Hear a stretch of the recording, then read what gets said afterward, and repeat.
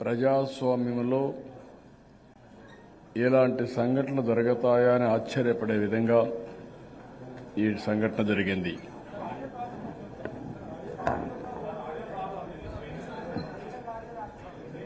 మీకు టీవీలకు ప్రాబ్లం ఉందా?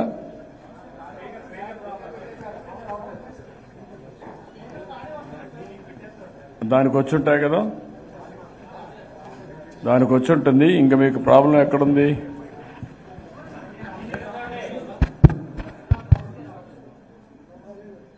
వస్తా ఉందా లేదా? ఓకే, అందరికీ నమస్కారాలు.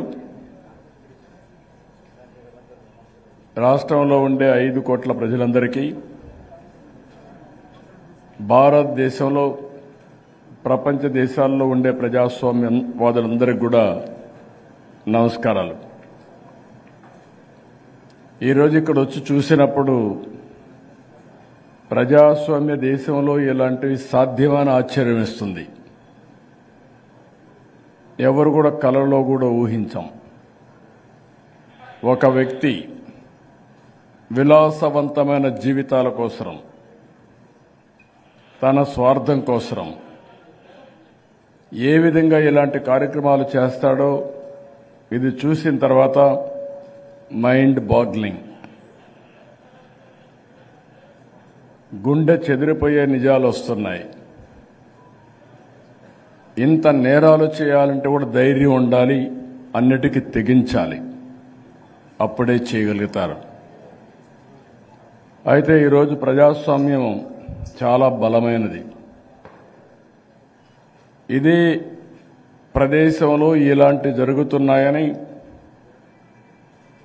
బయట ప్రపంచమంతా కూడా కోడై కూస్తున్నప్పటికీ ఇక్కడికొచ్చి వాస్తవాలు రిపోర్ట్ చేయాలని శతవిధాల మీడియా ప్రయత్నం చేశారు. ఎవరి దరిదాపులకే రాలేకపోయారు. ఇంకొక పక్కన సోషల్ యాక్టివిస్టులు ప్రయత్నం చేశారు. పర్యావరణ ప్రేమికులు ప్రయత్నం చేశారు. ఇక్కడ ఎన్విరాన్మెంట్ అంతా డిస్టర్బ్ అవుతోంది, ఇది చాలా ప్రమాదం అని వాళ్ళు ప్రయత్నం చేశారు. వాళ్ళు కూడా రాలేకపోయారు. కడాన green tribunal, national green tribunal కూడా వెళ్ళారు. హైకోర్టు కూడా వెళ్ళారు. కేంద్రం కూడా ఇంటర్ఫేర్ అయ్యింది. కానీ ఒక రాష్ట్ర ప్రభుత్వాన్ని అడ్డం పెట్టుకుని ఏ విధంగా చేయగలుగుతారో ఇదో కేస్ స్టడీ.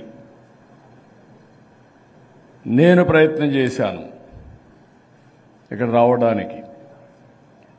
మా మిత్రుడు పవన్ కళ్యాణ్ ప్రయత్నం చేశారు. బీజేపీ నాయకులు ప్రయత్నం చేశారు. ఎవరం కూడా ఈ దరిదాపులకు రాలేకపోయాం.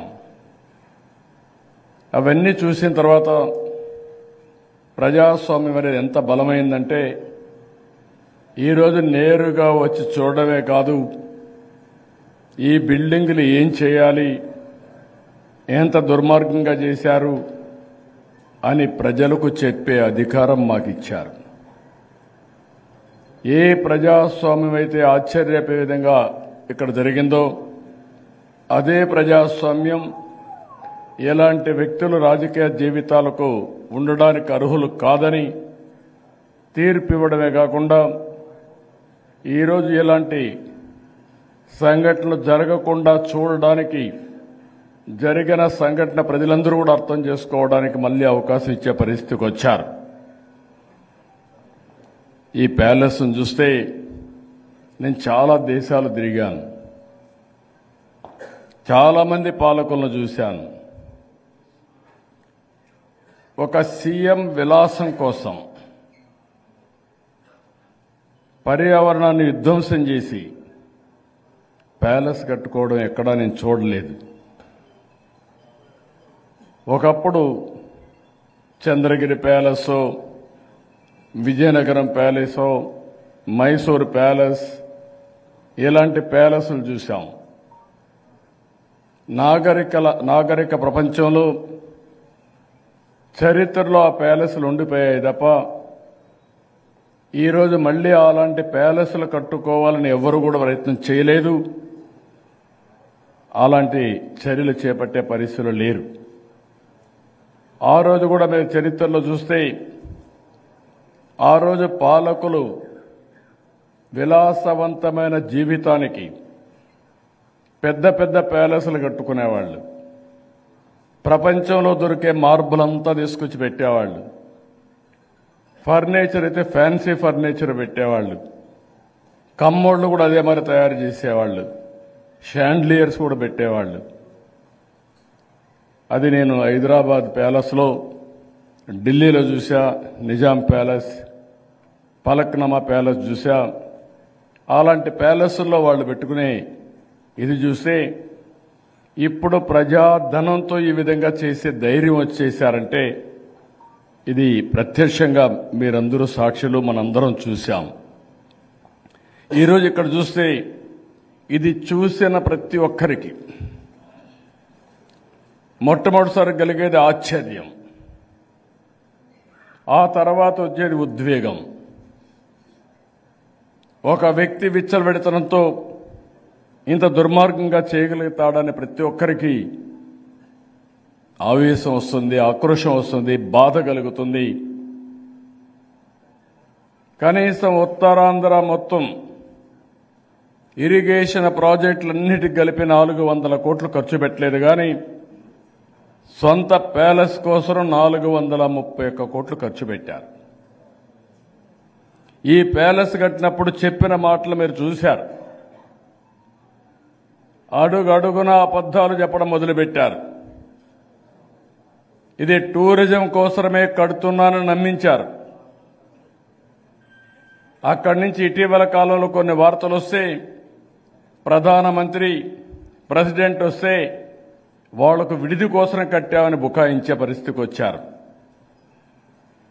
ప్రధానమంత్రి వచ్చినా, రాష్ట్రపతి వచ్చినా నేవల్ గెస్ట్ హౌస్ల్లో ఉన్నారు. చిన్న గెస్ట్ హౌస్ అది, మీరందరూ చూసుంటారు రూమ్లు.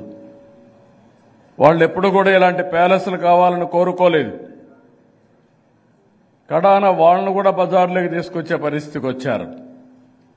నేను అడుగుతున్నా ఈరోజు రాష్ట్రంలో ఉండే ప్రజలందరినీ కూడా, ఇతని మనస్తత్వం అర్థం కావడంలా. రాజు అనుకుంటున్నాడా, రారాజు అనుకుంటున్నాడా, చక్రవర్తి అనుకుంటున్నాడా?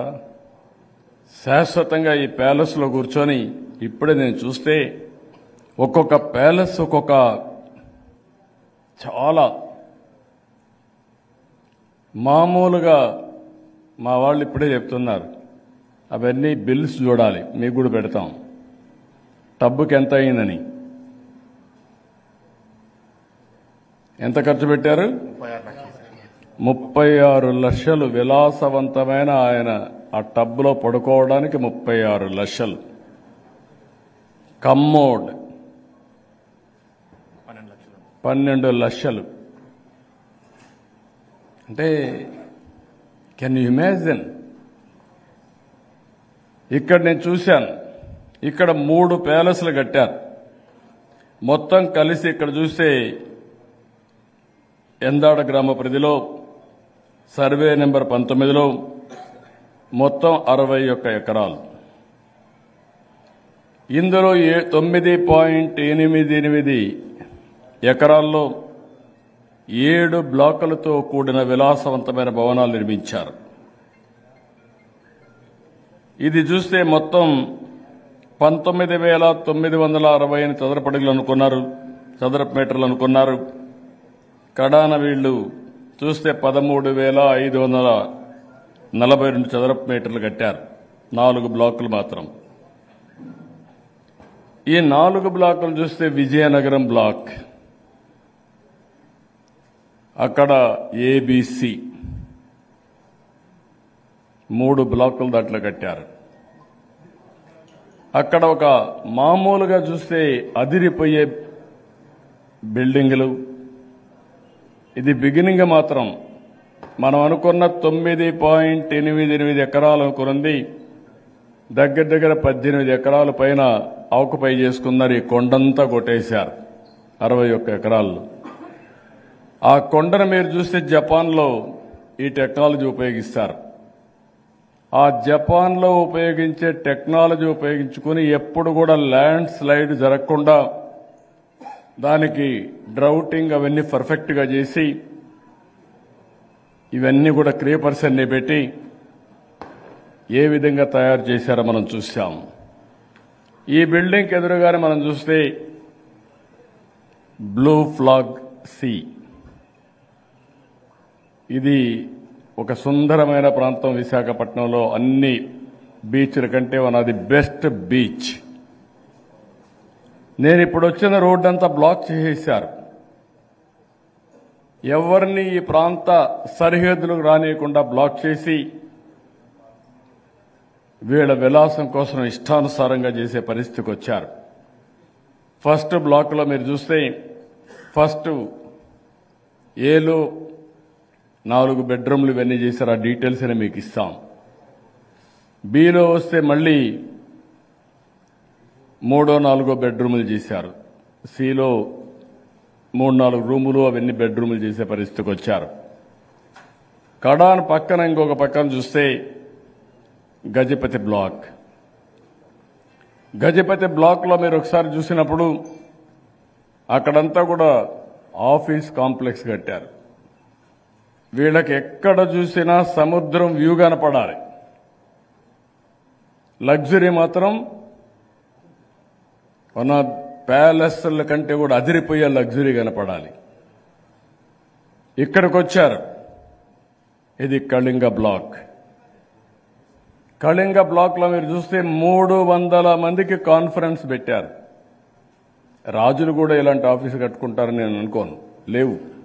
అప్పుడు నేను తెలివితేటలు లేవు వాళ్ళకు. ఆ రూమ్ చూస్తా ఉంటే ఆ కారిడార్ వైట్ హౌస్లో కూడా లేదనుకుంటాను. రాష్ట్రపతి భవన్ కూడా లేదు. అక్కడ కూడా చిన్న కారిడారే. మేము ఎప్పుడు పోతా ఉంటాం అక్కడికి. బ్రిటిష్ వాళ్ళు ప్లాన్ చేశారు కానీ చాలా చిన్న కారిడార్ అది. అక్కడి నుంచి వాళ్ళ పిఏలు గట్ల రూములు కానీ 300 సీటర్లతో కాన్ఫరెన్స్ హాల్ కానీ దాని పక్కన 2-3 కాన్ఫరెన్స్ హాళ్ళు తగ్గించుకుంటూ వెళ్లారు. ఒకటి 90, 100, ఇంకోటి 50. ఆయన రూమ్లో కూడా చూసాం. ఇవన్నీ కూడా లేటెస్ట్ టెక్నాలజీ. మా వాళ్ళు చెప్తున్నారు ఈ మార్బల్ కూడా మామూలుగా వేరే దేశాల నుంచి తెచ్చిన మార్బల్ అది. ఇప్పుడే ఏదో చెప్పారు, ఆ పీసెస్ తెచ్చినప్పుడు అవన్నీ అటాచ్ చేయాలంటే వాట్ ఇస్ దట్? ఇంటర్లాకింగ్ కాదు, ఏదో చెప్పాడు. అలాంటి టెక్నాలజీ ఉపయోగించే పరిస్థితికి వచ్చారు. అంటే మామూలుగా ఇవన్నీ ఇప్పుడు దీని పక్కన వేంగి బ్లాక్. ఈ 2-3 మాకు అర్థమైనాయి. వేంగి బ్లాక్ ఎట్టొచ్చింది అర్థం కావడంలో పేరు కూడా. అక్కడ సర్వెంట్స్ కానీ ఇక్కడ పనిచేసే వాళ్ళందరి కోసం అదొక పెద్ద బ్లాక్ కట్టారు. ఇప్పుడే మా వాళ్ళు చెప్పిన దాని ప్రకారం మీరు చూస్తే 100 KVA సబ్స్టేషన్ ఒకటి, 200 టన్నులు ఏసీ, సెంట్రల్ ఏసీ. ఫ్యాన్లు కూడా చూశాను. ఒకప్పుడు షాండ్లియర్ చూశాను, ఈసారి ఫ్యాన్లు చూస్తున్నా. ఫ్యాన్సీ ఫ్యాన్లు. అదే మరిగా ఎయిర్ కండిషన్ ఇవి కూడా చూస్తున్నాం. అవి కూడా స్పెషల్గా కనపడుస్తున్నాయి. ఎక్కడ నేను చూడలేదు ఇవన్నీ. నాకే ఆశ్చర్యం వేస్తా ఉంది. చాలా దేశాలు తిరిగాను కానీ ఈ దొంగలకి ఇంత ఇన్నోవేషన్ ఎట్లొచ్చిందో నాకైతే అర్థం కావడంలో. ఇన్నోవేషన్. మంచినీళ్లు మరిగా డబ్బులు ఖర్చు పెట్టారు. వీళ్ళ సొంత డబ్బులు కాదు ఇది. అన్ని రూల్స్ని వైలేట్ చేశారు. 1, 2 కాదు. ఎన్జీటీని, హైకోర్టుని, కేంద్ర ప్రభుత్వాన్ని అందరినీ మభ్యపెట్టి వీళ్ళకు కావాల్సిన విధంగా వీళ్ళు కట్టుకునే పరిస్థితికి వచ్చారు. అధికారులను బెదిరించి పనులు చేయించారు. ఇప్పుడు ఇవన్నీ కరెక్ట్గా ఎంక్వైరీ చేస్తే ఎంతో మంది ఎగిరిపోయే పరిస్థితికి వస్తారు. ఒక దుర్మార్గుడు, ఒక కరుడు గట్టిన నేరస్తుని, అందుకే అన్న ఆంధ్ర ఎస్కోబార్. మీరు కూడా గుర్తుపెట్టుకోవాలి. నేను ఎస్కోబార్ అంటే నాకేదో కోపం వచ్చి అనడం లేదు. ఇలాంటి వ్యక్తిత్వం ఉండే వ్యక్తులు రాజకీయాలకు పనికొస్తారా లేదా అని చర్చ జరగాల్సిన అవసరం ఉంది. ఏ వ్యక్తికైనా కాస్తో కోస్తో భయం ఉంటుంది. ఈరోజు మాట్లాడే మాటలు పేదలకు పెత్తందారులకి యుద్ధం అంటాడు. పేదల పేరు చెప్పి ఇలాంటి విలాసవంతమైనటువంటి ప్యాలెస్లు కట్టుకుంటాడు. ఏమాత్రం ప్రతి ఒక్కరికి ఒక మనసు అనేది ఉంటుంది. మన మనసు చెప్తా ఉంటుంది మనం తప్పు చేస్తున్నామని. అయినా కూడా లెక్క లేకుండా చేసే పరిస్థితికి వచ్చాడంటే ఇది ఏ విధంగా అర్థం చేసుకోవాలో అర్థం కాని పరిస్థితి. దీంట్లో కూడా నేను చూశాను, మొత్తం డబ్బులు ఇచ్చిన విధానం అవన్నీ కూడా చూస్తే అవన్నీ మీకు ఎప్పటికప్పుడు ఇస్తాం. కనీసం రోడ్లలో గుంతలు పడితే 500 కోట్లు ఖర్చు పెట్టుంటే ఆ గుంతలను పూడ్చేవాళ్ళం. 1-2 ఇష్యూస్ కాదు, ఇలాంటి కొన్ని వందల. అంటే ప్రజాధనం అంటే వీళ్ళకు లెక్కలేనితనం వచ్చింది. సర్వే రాళ్లు పొలాలు చుట్టూరు నాటించడానికి 700 కోట్ల రూపాయలు ఖర్చు పెట్టారు బొమ్మేసుకోవడానికి. Can you imagine this? ఇలాంటి కోకొల్లలు చేశారు, ఇష్టానుసారంగా చేశారు, చాలా దుర్మార్గంగా ప్రవర్తించారు. మనం పురాణాల్లో రాజులను చూశాం, సత్యహరిచంద్రుని చూశాం. ఇచ్చిన మాట నిలబెట్టుకునేందుకు రాజ్యాన్ని వదులుకున్నారు. ఇతను చూస్తే ఈయన భోగ విలాసాల కోసం ప్రజల ధనాన్ని ఉపయోగించి ఒక రాజా భవనాన్ని నిర్మించుకునే పరిస్థితికి వచ్చాడు, పెద్ద ప్యాలెస్ నిర్మించుకునే పరిస్థితికి వచ్చాడు. ఇవన్నీ ఒక వీడియో తీస్తాం, మొత్తం డీటెయిల్స్ అని ఇస్తాం, ప్రజా క్షేత్రంలో ప్రజలకు పెడతాం. దీని మీద చర్చ జరగాల్సిన అవసరం ఉంది. ఆ తర్వాత ఇక్కడికి అలో కూడా చేస్తాం, రెగ్యులేట్ చేస్తాం, అలో చేస్తాం. అందరి అభిప్రాయాలు తీసుకున్న తర్వాత ఎలాంటి ఉల్లంఘనలు చేశారో అవి కూడా పెడతాం. అదే సమయంలో దేనికి ఎంత డబ్బులు ఖర్చు పెట్టారో అవి కూడా పెడతాం.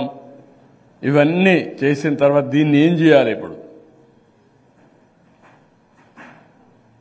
మొత్తం ఈ ప్యాలెస్ మొత్తం సమూహం మనం చూస్తే దేనికి ఉపయోగపడుతుందో నాకైతే అర్థం కావడం లేదు. ఇది వైబల్ కాదు ఏదైనా, కానీ ప్లేస్ను చూస్తే ఒక అరుదైన ప్లేస్ ఇది.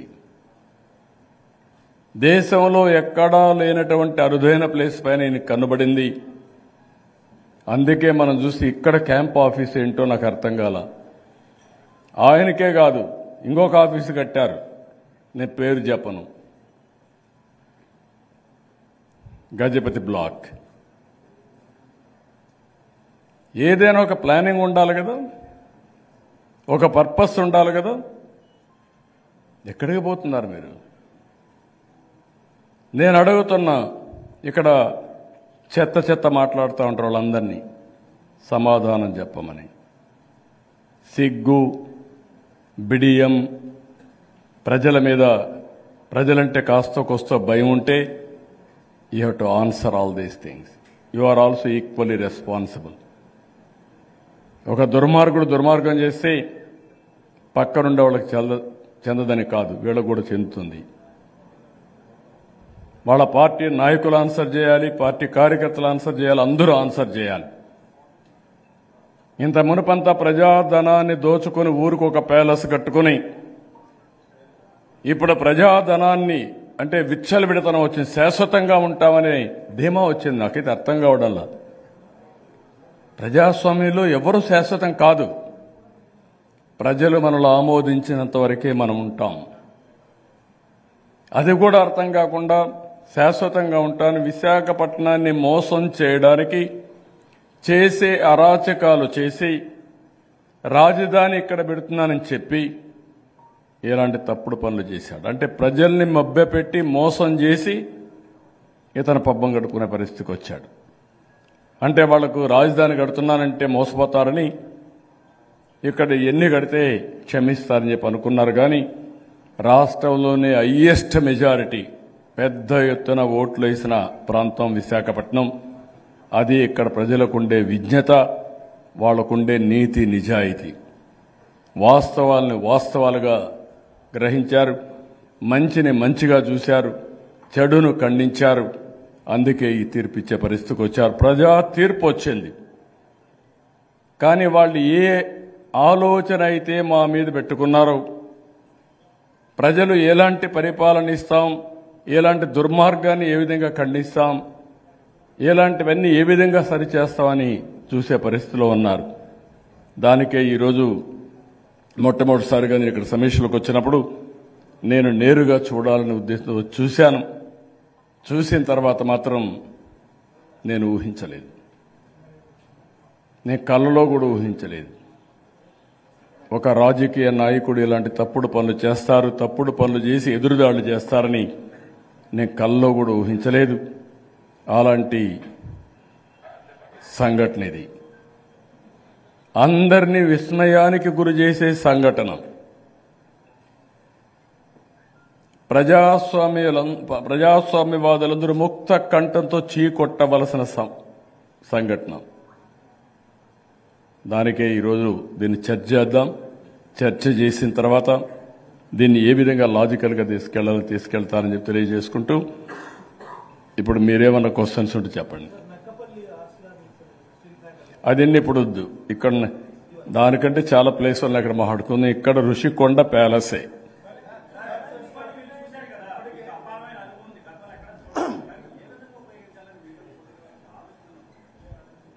నాకు అర్థం కాలే, ఇంకా మైండ్ పనిచేయాల.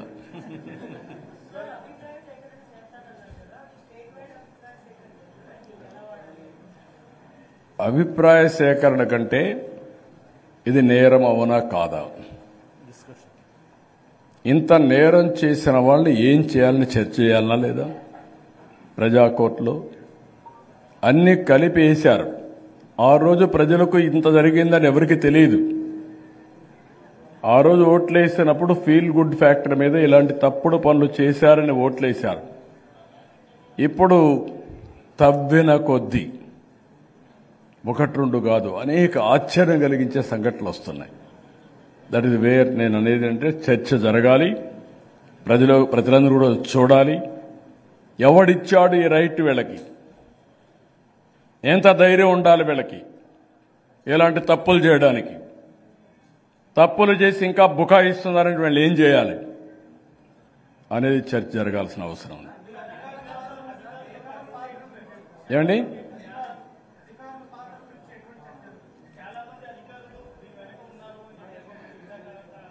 నేను చెప్పాను కదా, నీ మీద కత్తి పెట్టి మీ మెడ మీద చేస్తే నువ్వేం చేస్తావు? ఎందుకు రాలేకపోయావు? నువ్వు ఇక్కడికి వచ్చావా? మీరు మీడియా కదా, ఫోర్త్ ఎస్టేట్ అవునా కాదా? మీరు ఫోర్త్ ఎస్టేట్ అయినప్పుడు ధైర్యంగా వచ్చారు కదా, ఇంతవరకు పోరాడారు కదా. నేను హైదరాబాద్లో ఒక్కసారి రాజశేఖర్ రెడ్డి ఒక జీవో తీసుకొచ్చారు, మీకు జ్ఞాపకం ఉందా లేదు? నేను అసెంబ్లీలో రాజశేఖర్ రెడ్డి పట్టుకున్నాను. నువ్వెట్లిచ్చావు ఈ జీవో అని అడిగాను.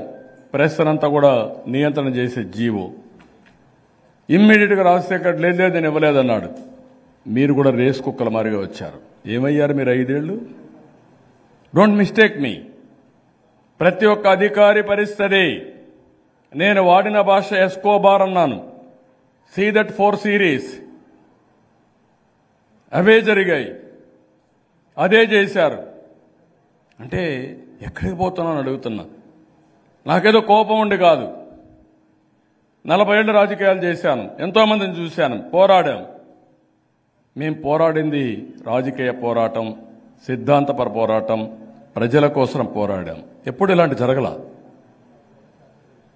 ఏంటి ఇవన్నీ, ఈ అరాచకాలు ఏంటి? ఇప్పుడు కూడా రాజకీయ ముసుగులో తప్పులు చేసి ఎదురుదాడి చేస్తున్నారు. తీవ్రవాదుల మీద పోరాడా, ముఠా నాయకులపైన పోరాడా, మత విద్వేషాలు రెచ్చగొట్టే వాళ్ళపైన పోరాడా, రౌడీల మీద పోరాడా. ఇప్పుడు రాజకీయ ముసుగేసుకున్న నేరస్తులపైన పోరాడాల్సి వస్తా ఉంది. గుర్తుపెట్టుకోండి, ఇలాంటివి చేసిన వాళ్ళపైన.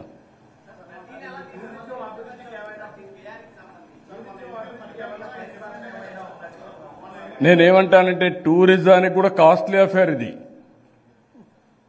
టూరిజానికి ఇప్పుడు మీరు ఎంత ఇస్తారు? మీరు ఎడవస్తే మెయింటైన్ చేయాలి కదా. ఇన్ఫ్రాస్ట్రక్చర్ అంతా టూరిజం ఎట్లా ప్రమోట్ అవుతుంది? టూరిజం కూడా ఎందుకు వస్తారు? చూడడానికి ఒకప్పుడు హైదరాబాద్లో పలక్నామా ప్యాలెస్ ఉండేది. టాటా వచ్చారు, మాకివ్వండి మేము మెయింటైన్ చేసుకుంటాడో వాళ్ళు అగ్రి అయ్యి వస్తే నేను పర్మిషన్ ఇచ్చాను, దారి కావాలంటే ఇచ్చాం. అది మంది కాదు. ఈరోజు మీరు చూస్తే ఇది ఏ విధంగా సమర్థించగలుగుతామని అడుగుతున్నా నేను. ప్రజలకు చరిత్రలో గుర్తుండిపోయే విధంగా భావితరాలు కూడా ఇలాంటి వాళ్ళని చీకొట్టే విధంగా చేయాల్సిన అవసరం ఉందా లేదా? ఇది ప్రజాస్వామ్యం హెవీ ప్రైస్ పే చేసింది. ప్రజాస్వామ్యం ఇంత ప్రైస్ పే చేసే చర్యని ఏ విధంగా తీసుకోవాలని చెప్పి నేను చర్చ చేస్తున్నా. అది మెయిన్గా మీరు గుర్తుపెట్టుకోవాల్సింది.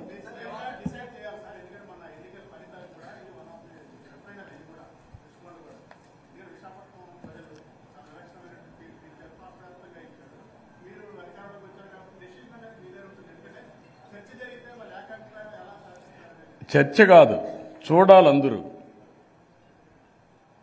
దీనికి చర్చ ఏముంది? తప్పు, దుర్వినియోగం జరిగింది, ఓన్లీ శిక్ష. ఇంకా మేము వేయాల్సిన శిక్ష ఏంటి, ప్రజలు వేయాల్సిన శిక్ష ఏంటి, ఏ విధంగా ముందుకు తీసుకుపోవాలి, అదే ఇష్యూ ఇప్పుడు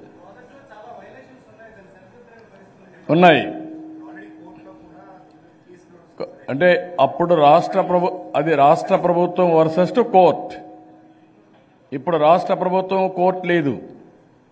రాష్ట్ర ప్రభుత్వం కూడా కోర్టును సమర్థించే పరిస్థితికి ఇప్పుడు వచ్చాం మేము. తప్పని చెప్తున్నాం. అప్పుడు తప్పని ఒప్పని చెప్పి అడ్డుపడుతూ వచ్చి కోర్టును కూడా మిస్లీడ్ చేసే పరిస్థితికి వచ్చారు. తప్పించుకోవడానికి అనేక విధాలుగా ఆ రోజు ప్రయత్నాలు జరిగాయి. ఈరోజు అలాంటి ప్రయత్నాలు లేవు. కానీ ఏ విధంగా చేస్తే దీన్ని లాజికల్గా తీసుకుపోతాం ఆ విషయమే ఆలోచిస్తున్నాం.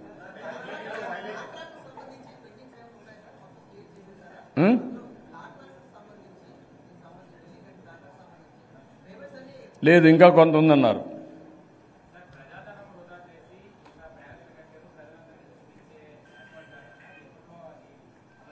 తొందరలో చేస్తాం.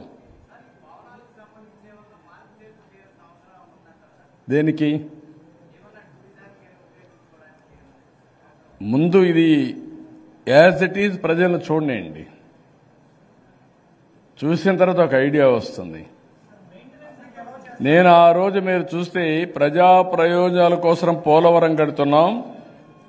పోలవరం చూడడానికి రాష్ట్రం నలుమూలల నుంచి ప్రజల్ని తీసుకొచ్చి చూపించాం. ఏ విధంగా కడుతున్నామో తెలుసుకోవడానికి ప్రజా చైతన్యం కోసం.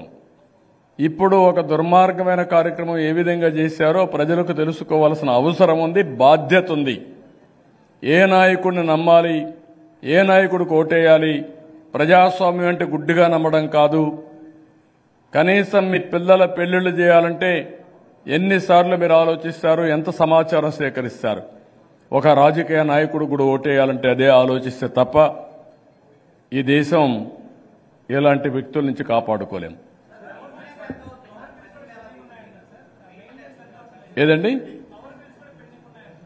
పవర్ బిల్స్ పెండింగ్ ఉన్నాయి, కాంట్రాక్టర్ ఇది ఉంది, మెయింటెనెన్స్ ప్రాబ్లం ఉంది. అన్ని కూడా తొందరలోనే ఒక నిర్ణయం చేస్తాం. నిర్ణయం చేసి ఏం చేస్తే దీనికి లాజికల్గా తీసుకుపోతాం, వర్కౌట్ చేస్తాం. One by one.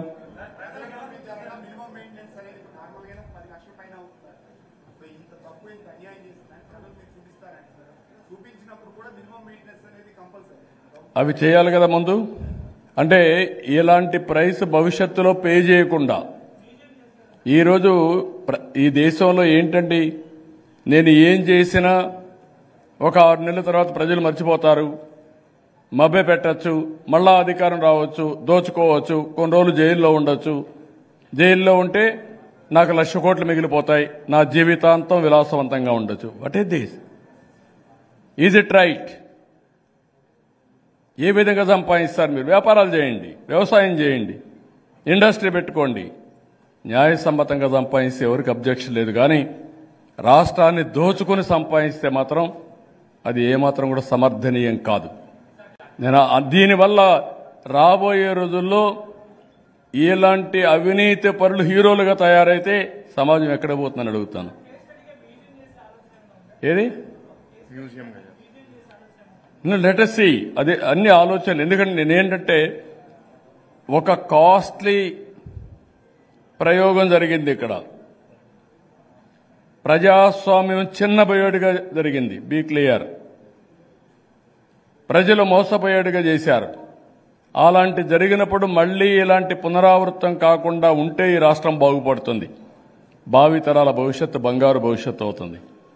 మళ్లీ ఇలాంటి దుర్మార్గులు ఏ విధంగా వచ్చినా ఇంకా ఈ విశాఖపట్నం కూడా మిగలదు, సముద్రం కూడా మిగలదు. చేద్దాం, ఏం చేయాలన్నా కూడా చూద్దాం.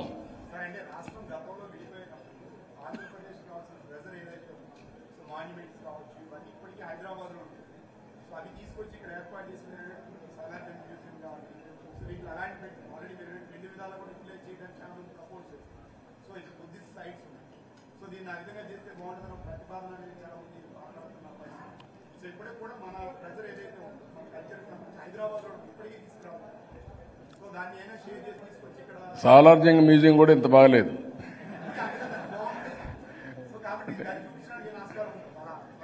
నేను ఏం చేయాలన్నా నేను కూడా సీరియస్గా అప్లై చేస్తున్నాను. I don't want to commit. ముఖ్యమంత్రిగా నేను కమిట్ అయితే అదే ఫైనల్ అనుకుంటారు. I'm in open mind. But spirit is important. ఆ స్పిరిట్ ఏంటి? తిరిగి ఇలాంటి ప్రయోగాలు చేయాలంటే అలాంటి వాళ్ళు రాజకీయాల్లో ఉండడానికి అర్హత లేదు. అది మీరు గుర్తుపెట్టుకోవాలి.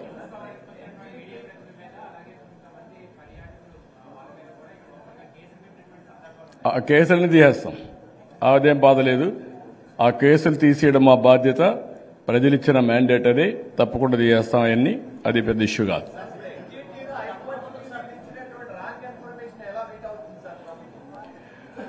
తమాషా ఏంటంటే అసలు నేరస్తుడు బయట రాడు. నేరాలు చేపిస్తానే ఉంటాడు కత్తి పెట్టి. ఇది ఒక చైన్ ఆఫ్ నేరాలు జరుగుతూ ఉంటాయి. కానీ ఏ విధంగా అది అతను చేయకపోతే జరగవు. ఎవడికుంటుంది అంత ధైర్యం? ఎవడైనా రిషికొండకు వచ్చి టచ్ చేసే ధైర్యం ఎవరికైనా ఉంటుందండి? I'm asking you. ఎంత ధీమా కావాలండి? మామూలు వ్యక్తులు చేస్తారండి ఇది? I never expected. మామూలు వ్యక్తులు చేసే ధైర్య సాహసాలు చేయరు.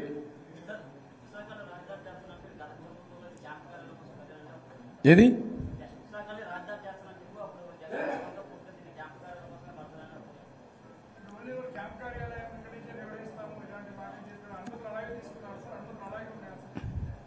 దానికంటే మిన్నగా ఉన్నాయి. సెక్రటరియట్లు, క్యాంపు కార్యాలయాలు ఈ మారిగా ఉండవు. ఉంటాయి ఈ మారిగా. నేను ఎక్కడ చూడలా. నేను కూడా చాలా 14 ఏళ్లు సీఎంగా పనిచేసా. ఇప్పుడు ఒక 5 ఏళ్ళైతే 19 ఏళ్లు సీఎంగా ఉంటాను. నేను ఎక్కడ చూడలా. ఏ ముఖ్యమంత్రి కూడా ఇంత బరి తెగించరు. Be clear.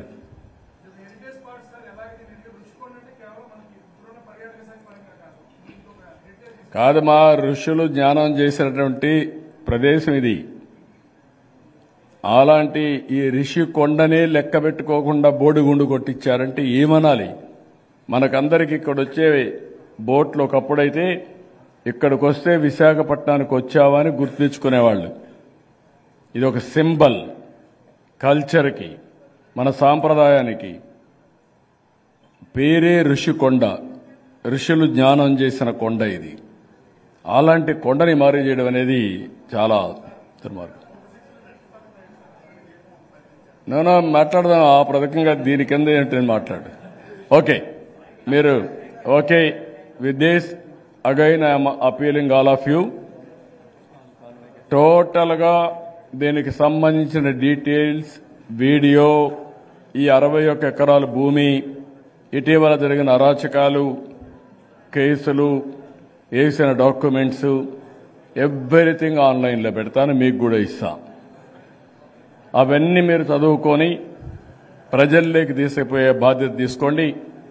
దానిపైన ప్రజలు కూడా మీరు గుర్తుపెట్టుకోవాల్సింది ఏం చేయాలనో మీరు కూడా ఐడియాస్ ఇవ్వండి. ఐడియాస్ కంటే ప్రజాస్వామ్యంలో ఇలాంటివి జరగకుండా ఏం చేయాలనో ఆలోచించి మీరు కూడా సజెస్ట్ చేయండి మాకు. దానిపైన మేము నిర్ణయం చేస్తాం. వీలైనంత తొందరలో తదుపరి యాక్షన్ ఋషికొండ ప్యాలెస్లపైన ఏం చేయాలో చేస్తాం.